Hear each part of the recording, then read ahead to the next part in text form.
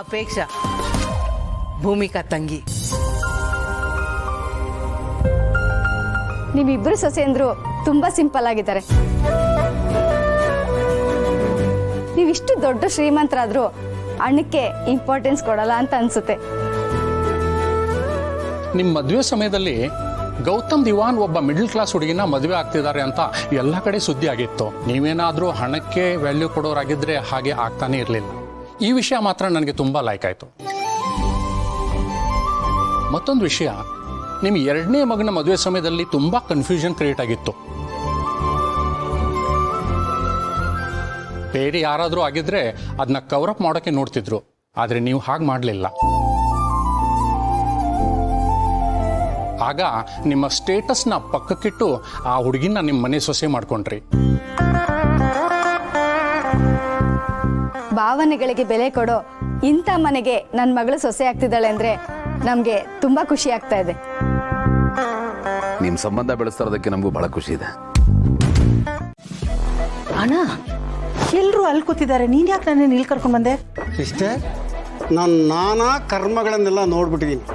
ಆದ್ರೆ ಈಗ ಪಾರ್ಥ ಮತ್ತು ಅಪೇಕ್ಷನ ಮುಖ ನೋಡೋಕ್ಕಾಗ್ತಾ ಇಲ್ಲ. ಪಾರ್ಥಿ ನಿಮ್ಮ ಗಿಡದ ಥರ ಆಗಿದ್ದಾನೆ, ಅಪೇಕ್ಷಾ ಕಣ್ ತುಂಬಿಕೊಂಡಿದ್ದಾಳೆ. ಇಂಥ ಪರಿಸ್ಥಿತಿಯಲ್ಲಿ ಪಾರ್ಥನ ಹುಡುಗಿ ಹತ್ರ ಮಾತಾಡುತ್ತಾ ಕಳಿಸಿದ್ರಲ್ಲ, ನೀನ್ಯಾಕೆ ಸುಮ್ಮನೆ ಇದ್ದೆ? ತಡಿಬೇಕು ತಾನೆ? ಯಾಕಣ್ಣ ತಡಿಬೇಕಾಗಿತ್ತು? ಪಾರ್ಥ ಕಂಗೆಟ್ಟಿದ್ದಾನೆ, ಶಾಕ್ ಇದ್ದ ಅವ್ರ ತಲೆ ಕೆಟ್ಟಿದೆ. ಸಿಸ್ಟರ್, ಇಂಥ ಸ್ಥಿತಿಯಲ್ಲಿ ಅವನು ಹುಡುಗಿ ಹತ್ರ ಹೋಗಿ, ಅಲ್ಲ ನನಗೆ ಮದುವೆ ಇಷ್ಟ ಇಲ್ಲ, ನಾನು ಅಪೇಕ್ಷೆನ ಪ್ರೀತಿ ಮಾಡ್ತಾ ಇದ್ದೀನಿ ಅಂತ ಹೇಳ್ಬಿಟ್ರೆ ಏನು ಮಾಡ್ತೀಯ? ಇಲ್ಲಿವರೆಗೆ ನೀನು ಮಾಡಿದ್ದೆಲ್ಲ ನೀರಲ್ಲಿ ಹೋಮ ಮಾಡ್ದಂಗಾಗಲ್ವಾ? ಅಂತೂ ಇಂತೂ ಏನು ಮಾಡೋಕ್ಕಾಗಲ್ಲ, ಇನ್ನು ಪಾರ್ಥನ ತಡಿಯೋಕ್ಕಾಗಲ್ಲ ಅಂತ ಸುಮ್ಮನಾಗ್ಬಿಟ್ಟೆ ಹೇಗೆ? ನೀನೇನು ವರಿ ಮಾಡ್ಕೋಬೇಡ ಅಣ್ಣ. ಪಾರ್ಥ ಅವನ ಪ್ರೀತಿ ವಿಷಯನ ಆ ಹುಡುಗಿ ಹತ್ರ ಹೇಳಲ್ಲ. ಹೇಳೋ ಅಷ್ಟು ಅವನಿಗೆ ಧೈರ್ಯನೂ ಇಲ್ಲ. ಯಾಕೆಂದರೆ ಅವನಿಗೀಗ 2 ಕಡೆನೂ ರೆಡ್ ಸಿಗ್ನಲ್ ಇದೆ. ಒಂದು ಅವನ ಮಾವನ ಕಡೆ, ಮಾವ ಹಾಕಿರೋ ಚಾಲೆಂಜನ್ನು ಗೆಲ್ಲಕ್ಕಾಗದೆ ಒದ್ದಾಡ್ತಿದ್ದಾನೆ. ಇನ್ನೊಂದು ಕಡೆ ಅಣ್ಣ ಮದುವೆ ಆಗಬೇಕಾಗಿದ್ದ ಹುಡುಗಿನ ನಾನು ಮದುವೆ ಆಗ್ತೀನಿ ಅಂತ ಹೇಳಕ್ಕಾಗದೆ ಒದ್ದಾಡ್ತಿದ್ದಾನೆ. ಈಗ ದಿಢೀರಂತ ಮದುವೆ ಫಿಕ್ಸ್ ಆಗಿರೋ ಶಾಕಲ್ಲಿದ್ದಾನೆ. ಹೀಗಿರುವಾಗ ಅವನ ಪ್ರೀತಿ ವಿಷಯನ ಆ ಹುಡುಗಿ ಹತ್ರ ಹೇಗೆ ಹೇಳ್ತಾನ? ಸಿಸ್ಟರ್, ಇದನ್ನ ಏನ್ ತಿಳ್ಕೊಂಡಿದ್ಯಾ? ಟೈರಿಗೆ ಪಂಚರ್ ಹಾಕ್ದಂಗೆ ತಿಳ್ಕೊಂಡಿದ್ಯಾ? ಸಂಬಂಧ ಮುರಿದು ಹೋಗುತ್ತೆ. ತುಂಬಾ ರಿಸ್ಕ್ ತಗೋತಾ ಇದೆಯಾ ಸಿಸ್ಟರ್? ಏನು ಮಾಡೋಕ್ಕಾಗಲ್ಲ ಅಣ್ಣ. ರಿಸ್ಕ್ ತಗೋಬೇಕಾಗಿರೋ ಪರಿಸ್ಥಿತಿಯಲ್ಲಿದ್ದೀನಿ ನಾನು. ನಾನೀಗ ತೂಗು ಗತಿ ಮೇಲೆ ನಡೀತಾ ಇದ್ದೀನಿ ಅಣ್ಣ. ಈ ಕಡೆ ಬಿದ್ದರೆ ಹುಲಿ, ಆ ಕಡೆ ಬಿದ್ದರೆ ಹಾವು ಅನ್ನೋ ಪರಿಸ್ಥಿತಿಯಲ್ಲಿದ್ದೀನಿ. ನಾನು ಯಾವ ಕಡೆ ಬಿದ್ದರೂ ನನ್ನ ಅಂತ್ಯ ಅಂತೂ ಗ್ಯಾರಂಟಿ. ಅದಕ್ಕೆ ನನಗೆ ಸ್ವಲ್ಪ ನೋವಾದರೂ ಪರವಾಗಿಲ್ಲ, ತೂಗು ಗತಿ ಮೇಲೆ ನಡೀಲೇಬೇಕು. ನನ್ನ ಗುರಿನ ನಾನು ತಲುಪಲೇಬೇಕು. ನೀವು ಹೇಳ್ತಿರೋದೇನೋ ಸರಿ, ಎಲ್ಲದಕ್ಕೊಂದು ಲಿಮಿಟ್ ಅಂತ ಇರುತ್ತಲ್ಲ ಸಿಸ್ಟರ್. ಪಾರ್ಥ ಈಗ ಸಂಕಟ ಅನುಭವಿಸ್ತಾ ಇದ್ದಾನೆ. ಆ ಸಂಕಟದ ಭರಾಟೆಯಲ್ಲಿ ಎಲ್ಲೆಗಳನ್ನ ಮೀರ್ಬಿಟ್ರೆ, ಪ್ರೀತಿ ಅನ್ನೋದೇ ಹಾಗೆ ಸಿಸ್ಟರ್, ತುಂಬಾ ಪವರ್ಫುಲ್. ಅದಕ್ಕೆ ಅದನ್ನ ಬ್ಲೈಂಡ್ ಅಂತ ಕರೆಯೋದು. ಸಿಸ್ಟರ್, ಪ್ರೀತಿನ ಅಂಡರ್ ಎಸ್ಟಿಮೇಟ್ ಮಾಡಬೇಡ ಸಿಸ್ಟರ್, ಖಂಡಿತ ಇಲ್ಲ ಅಣ್ಣ, ನಾನು ಯಾರನ್ನು ಅಂಡರ್ ಎಸ್ಟಿಮೇಟ್ ಮಾಡ್ತಾ ಇಲ್ಲ. ಅವನಿಗೆ ಯಾವುದು ಒಳ್ಳೆಯದು ಅಂತ ನನಗೆ ಚೆನ್ನಾಗಿ ಗೊತ್ತು. ಇದರಲ್ಲಿ ಅವನ ಜೀವನ ಮಾತ್ರ ಅಲ್ಲ, ನನ್ನ ಭವಿಷ್ಯ ಕೂಡ ಅಡಗಿದೆ. ಎಲ್ಲ ಸರಿ ಹೋಗ್ಬೇಕಂದ್ರೆ ಇದೆಲ್ಲ ಆಗಲೇಬೇಕು. ದೊಡ್ಡವ್ರು ಹೇಳಿಲ್ಲ, ಏನೇ ಆದರೂ ಒಳ್ಳೇದಕ್ಕೆ ಅಂತ. ಸರ್, ನಮ್ಮ ಹುಡುಗ ಹೋಗೋವಾಗ ಸ್ವಲ್ಪ ಡಲ್ಲಾಗಿ ಹೋದ ಅಲ್ವಾ? ಬರ್ತಾ ನೋಡಿ, ಫುಲ್ ಚಾರ್ಜ್ ಆಗಿ ಬರ್ತಾನೆ. ಮತ್ತೆ ಸರ್, ಹೇಗೆ ನಡೀತಾ ಇದೆ ನಿಮ್ಮ ಬಿಸ್ನೆಸ್ಸು?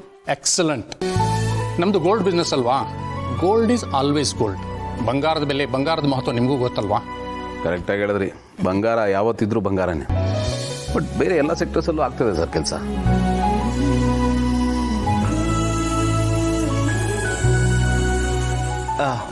ನಾನು ಹೇಳಿಲ್ವಾ? ನೋಡಿ, ನಗ್ನಗ್ತಾ ಬರ್ತಾ ಇದ್ದಾರೆ ನೋಡಿ.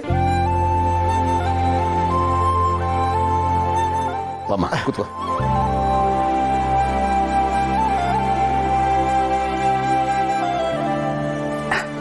ಏನಮ್ಮ ಶರಣ್ಯ, ಮಾತಾಡ್ಕೊಂಡ್ರಾ? ಹಾ ಡ್ಯಾಡ್. ಹಾಗಿದ್ರೆ ಏನು ನಿನ್ನ ಒಪಿನಿಯನ್ನು? ಹಾ ಡ್ಯಾಡ್, ನನಗೆ okay.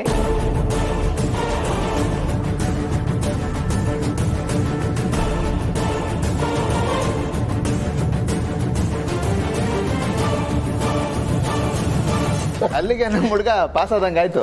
No no no no no no ಅಷ್ಟೇ ಅಲ್ಲ, ಬರೀ ಶರಣ್ಯ ಪಾಸ್ ಮಾಡಿದ್ರೆ ಪಾಸ್ ಅಲ್ಲ, ನಿಮ್ಮ ಹುಡುಗಾನು ಪಾಸ್ ಮಾಡಬೇಕು. ಖಂಡಿತ ಪಾಸ್ ಮಾಡ್ತಾನೆ ಅಲ್ವೇನಾ? ಅವನು ಯೂಶಲಿ ಸಿಕ್ಕಾಪಟ್ಟೆ ಎನರ್ಜೈಸ್ಡ್ ಆಗಿರ್ತಾನೆ. ಬಟ್ ಇವತ್ತು ಮದುವೆ ಅಂದ್ಕೂಡಲೇ ಸ್ವಲ್ಪ ಟೆನ್ಷನ್ ಆಗ್ಬಿಟ್ಟಿದ್ದಾನೆ ಅಷ್ಟೇ ಅಲ್ವಾ? ಅದು ಸರ್, ಹೆಣ್ ಕಡೆಯವ್ರು ಬಂದಾಗ ಸಾಮಾನ್ಯ ಹಿಂಗೆ ಆಗುತ್ತಲ್ಲ, ನಮ್ಗೆ ನಿಮ್ಗೆ ಗೊತ್ತಿಲ್ದಿರದ ಹುಡುಗನ್ಗೆ ಫ್ಯೂಚರ್ ನೆನಪಾಗ್ಬಿಟ್ಟಿದೆ ಅಲ್ವಾ? ಬ್ಯಾಕ್ ಇಲ್ಲ, ಬ್ಲಾಕ್ ಅಂಡ್ ವೈಟ್, ಫ್ಯೂಚರ್ ಇಲ್ಲ.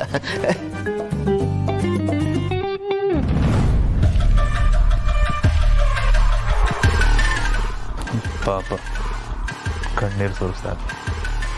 ನೋ ಪ್ರಾಬ್ಲಮ್, ಅರ್ಜೆಂಟ್ ಏನೂ ಇಲ್ಲ. ನಿಮ್ಮ ಹುಡುಗನ್ನ ನಿಧಾನವಾಗಿ ಕೇಳ್ಕೊಂಡು ಹೇಳಿ, ಎಲ್ಲ ಓಕೆ ಇದ್ರೆ ಎಂಗೇಜ್ಮೆಂಟ್ ಮಾಡಿಬಿಡೋಣ. Sure sir, sure sure.